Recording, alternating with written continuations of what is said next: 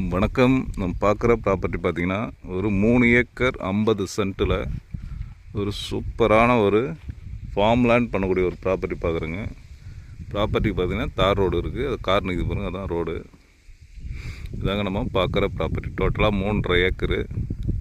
ஒரு free EB service இருக்குது, ஒரு கிணறு ஒன்று இருக்குங்க. ப்ராப்பர்ட்டியில் பார்த்திங்கன்னா ஃபுல்லாகவே பைப் லைன் போட்டிருக்காங்க.